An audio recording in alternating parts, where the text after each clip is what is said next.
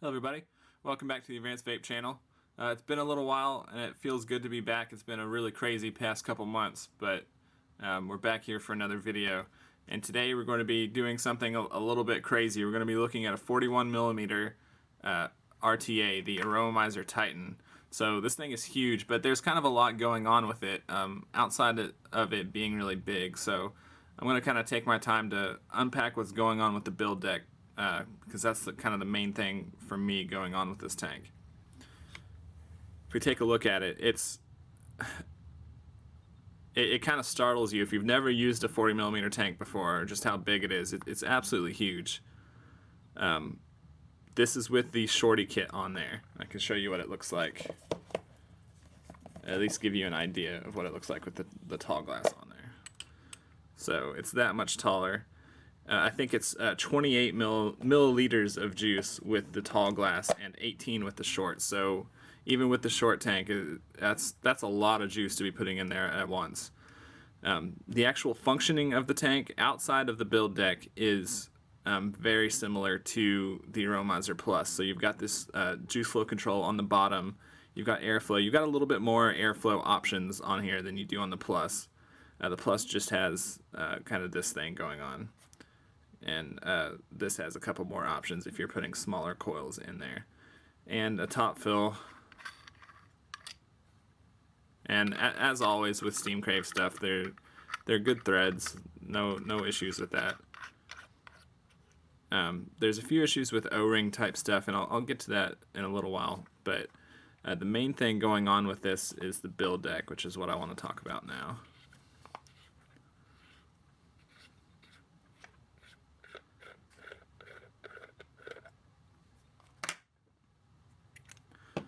So absolutely huge build deck.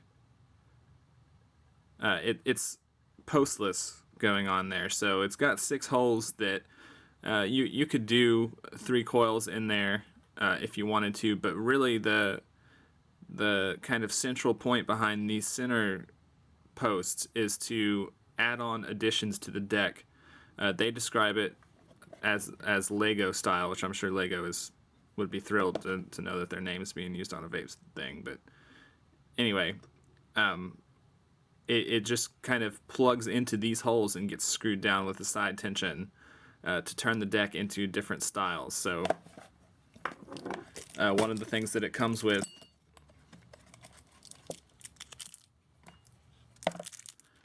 is 2 kind of bars to turn it into a velocity style deck.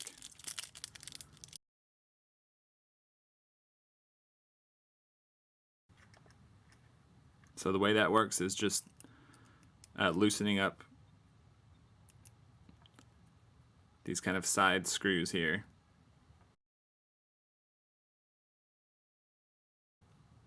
And it sits right down in there.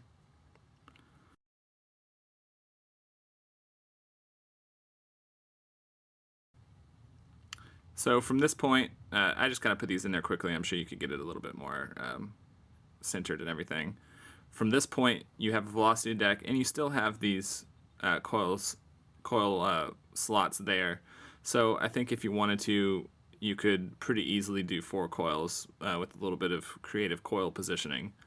There's tons of room for wick there, so I don't think that would be an issue. Or you could just use the velocity deck if you wanted to. But the real kind of interesting thing about this Lego post system, let me take these out,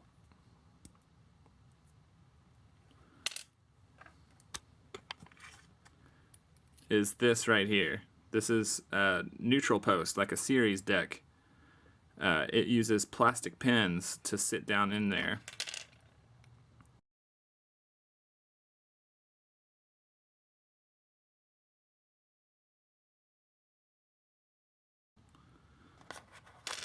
So this metal section sits on top of these plastic pins, so there is no current being transferred from the kind of bottom postless plate up to here, which makes it act like a series deck. And this is the one that I'm going to be building on today. I've tried the other ones, and I'll talk about that when it comes time to actually vape on it, but this is the one I'm going to be using today. I think it's the most interesting part about this build deck system. this is my first time using a series deck. I know that there is a series deck for the Modfather. I never had a chance to try that out. And there's been a few series decks since then. I believe the first one was from actually a UL RDA, although I'm not positive about that. I think it was the Rafale X was the first to do a neutral post. But this is what we're going to be building on today, and the way that this works is you have one leg being used here and another leg up here. At least that's the way that I've figured to use it. I'm not sure if that's the absolute most correct way to use it, but you have to have one leg connecting to the electricity, otherwise there's no power getting to it. So that's what I'm going to build on really quick, and I'll probably just speed through the building process so you can see it happen.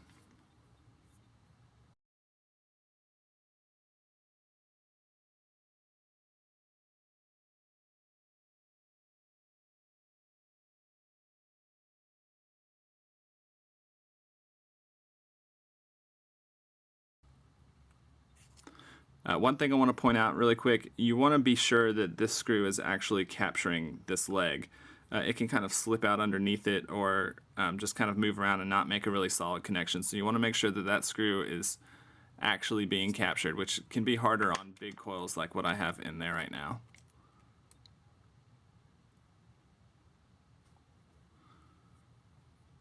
So if you can see it, it's being pinched by it, so that's good.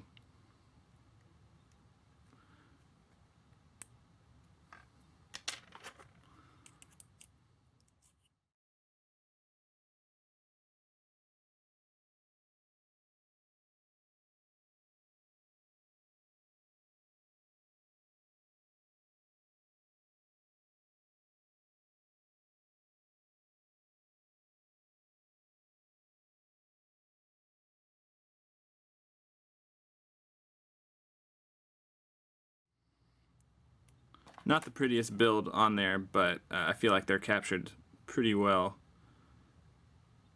So there's kind of two benefits to using this neutral post. One, it kind of creates a wall there for the airflow. When I was using just the postless, there's a ton of air on these airflow. So if you have that airflow wide open, I mean, it's a colossal amount of air. So even with really big coils at 175 watts, it's cool. It's so much air. And this kind of wall here puts a little bit of a break and really boosts the flavor for me. And I feel like that would probably be the same with the velocity post on there too. So the coils that I put on here are 3.5 millimeter diameter frame staple coils. So really big, although this deck kind of makes them look small. These coils would be absolutely enormous on something like the Modfather. They actually might not even fit on there. So now we'll go on and go through the dry fire and talk a little bit more about the series. Kind of the logic behind this neutral post is that it's essentially turning these two coils into one large coil by acting like a bridge between the two. That's isolated from electricity. So this metal block is connecting these two coils without also connecting to anything conductive.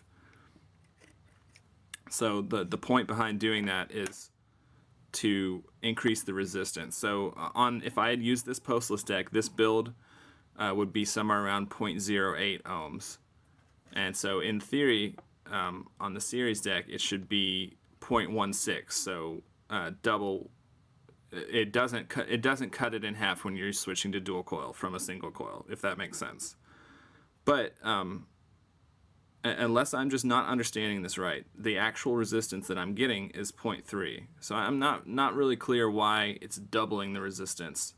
The only thing that I can think of is that there's just kind of an internal resistance to this metal block and all of that kind of stuff adding onto it. But I'm really not clear on that. It should, from everything I know about how that's supposed to work, be the single coil resistance on dual coils.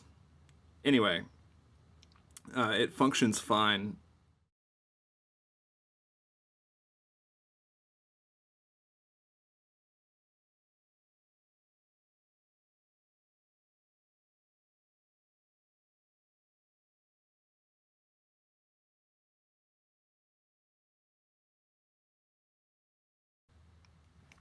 Okay, that looks good.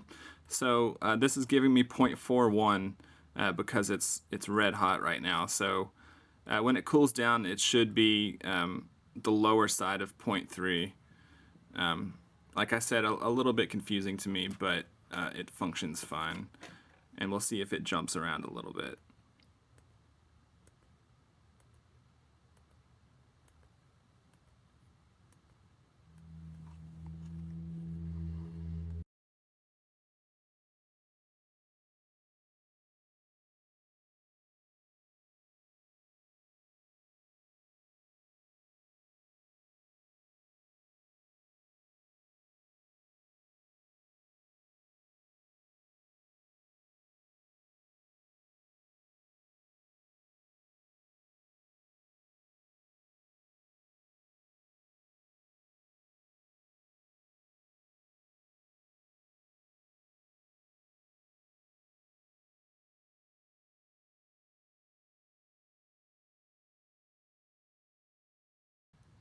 So as you can see, I'm using quite a bit of cotton here, but I'm trying not to pack it in there. There's kind of a thin line on this tank between it leaking or not wicking fast enough, surprisingly.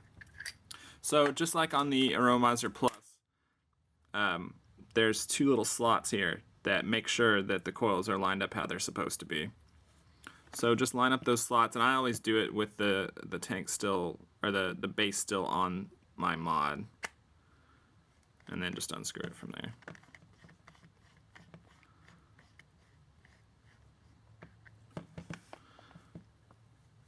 As you can see, the cotton doesn't look too packed in there.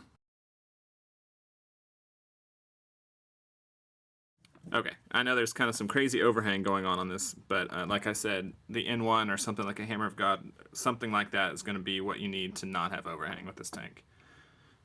If that bothers you, then you would need a big mod. Anyway, right now I'm going to talk about the thing about this tank that bothers me the most, and that is kind of the opposite issue of the AROMAMIZER Plus. So I know a lot of people didn't have that issue, but for me on the AROMAMIZER Plus, the airflow ring was extremely loose, so I could just go like this and move it completely freely. On this, it is the exact opposite issue. This airflow is unbelievably hard to move.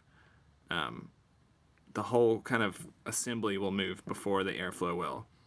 And when I was getting it into this position, it even started to yank the O-rings off of underneath there because it's so tight that it would just pull the O-rings along with it. And so I figured maybe once I've been using it for a while and some juice gets in there and kind of lubricates it, it'll be a little bit easier, but it's really not. It's still extremely tight, so thankfully I have it where I want it, which is about the full smaller section is a good amount of airflow for the coils that I have in there. And I kind of have the same issue with the juice flow control. It's a little bit easier to move, but I have to get my fingers in these little knurls and really put tension, and I have to have it screwed on tightly.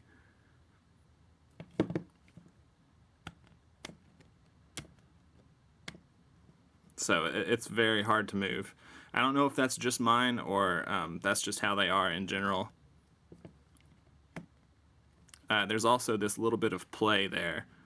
Not really sure what that's about, but there's a little bit of movement there.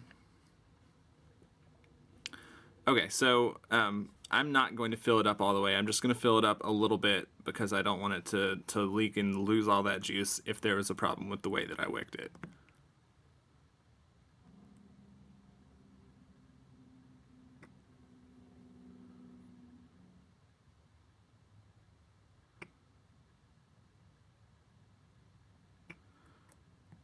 So I would say that's probably 7 or 8 milliliters. That's quite a bit of juice. And I will ever so slightly, if I can, open that.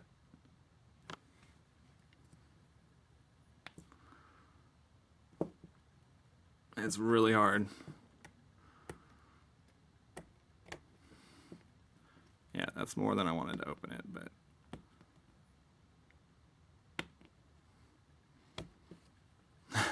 it's hard to move, no joke. Okay,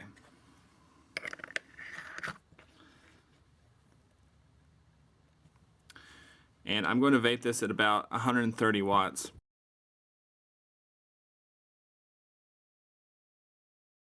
Okay, so one of the advantages that I've noticed, at least if you're using a DNA, to using that neutral post, because the resistance is higher, you're able to put more wattage, or sorry, more voltage onto the coil. So on the DNA, if you're using about a 0.08, it's putting something like 2.5 volts towards it at high wattage, which is not a whole lot. It still has a good vape, but that's just how the DNA seems to work. But at 0.3, we'll see what it says. 6 volts, so quite a bit more. I can turn it down a little bit, and that just seems to hit a little bit harder. It's probably a little bit harder on your batteries to have the voltage at that wattage. Okay, so let's give it a try.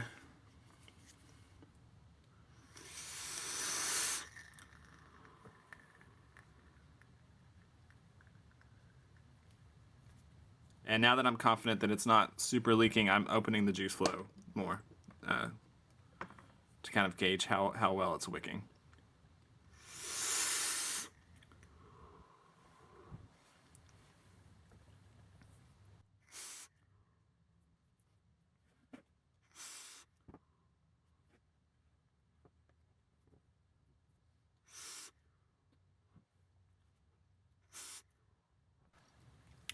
This tank is without a doubt heavy on the clouds.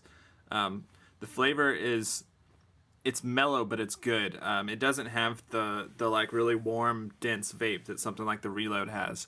But the flavor is surprisingly good considering how big that chamber is, and I think that's probably down to that neutral post kind of putting a wall in there.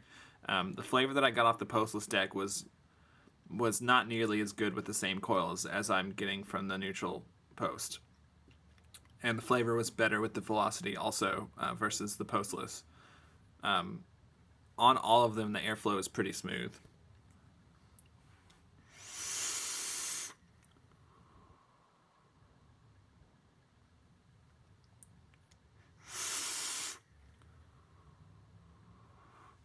The airflow amount is enormous. I have it on the slightly lower setting, and it's still a ton of air. So if I put it on all the way on this open section, it's too much air even for these big staples. So I think if you're using anything other than huge coils like I'm using, you're going to want to use these smaller holes there. And I tried using this with the postless, and it did make the flavor a little bit better, but still not close to what I'm getting with the neutral post.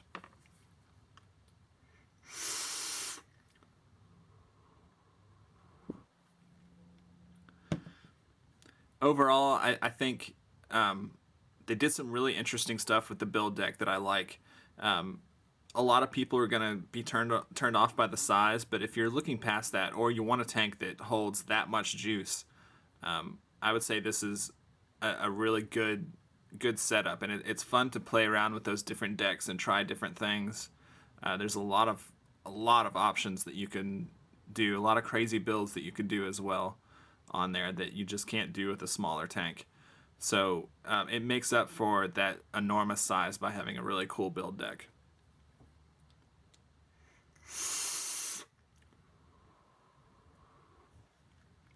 My only real complaint is how difficult that airflow and the juice flow is to turn.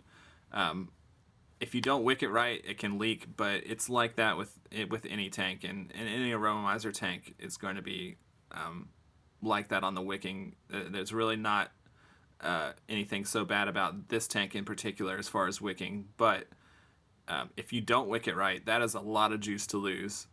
So you need to be really careful in the way that you wick. So I feel like this one is pretty stable, and I would be alright adding more juice onto there. I think it would not leak.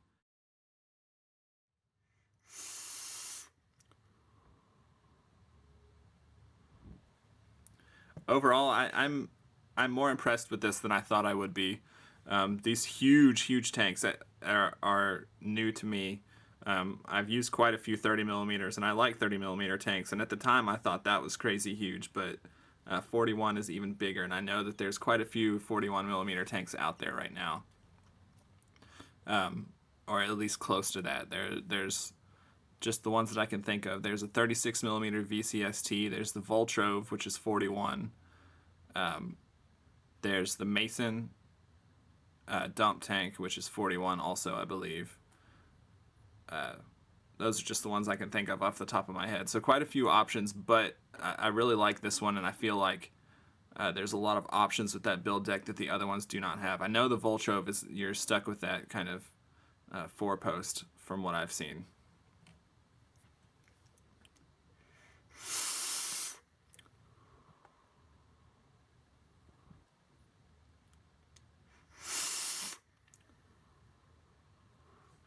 Yeah, it's basically just a really big-ass tank with a lot of possibilities there. So that'll bring us to the end of this video about the AROMAMIZER Titan. If you like this video on our channel, give us a like and subscribe. And as always, if you have any questions, leave them below in the comments or send me an email. Our next video, we're going to be taking a look at something in a totally different direction. We're going to be looking at a mouth-to-lung RTA from Cthulhu. So that'll be an interesting change compared to such a huge tank like this.